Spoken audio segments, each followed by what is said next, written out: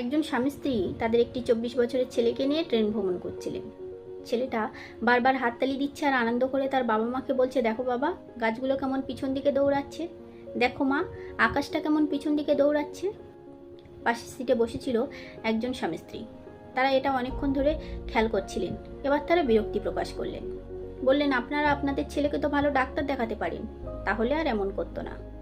তখন ওই ভদ্রলোক বললেন, হ্যাঁ, আমরা আমাদের ছেলেকে ভালো ডাক্তার দেখিয়েছি, আর দেখিয়েই সবে মাত্র ফিরছি। আসলে আমাদের ছেলে আজ 24 বছর চোখে দেখতে পায়নি, আজ প্রথম সে দুনিয়ার আলো দেখলো, তাই সে এমন করছে। তখন ওই স্বামী স্ত্রী লজ্জিত হলেন তাদের এমন ব্যবহারের জন্য। আসলে কারোর সম্বন্ধে সঠিকটা না জেনে কখনোই তার বিচার করা উচিত নয়। সামনে যেটা দেখি তার পিছনে অনেক কারণ থাকতে পারে, তার পিছনে অনেক কিছু থাকতে পারে। তাই একটা মানুষ সম্বন্ধে পুরোটা জেনে, সঠিকটা জেনে তবেই তার বিচার করা উচিত।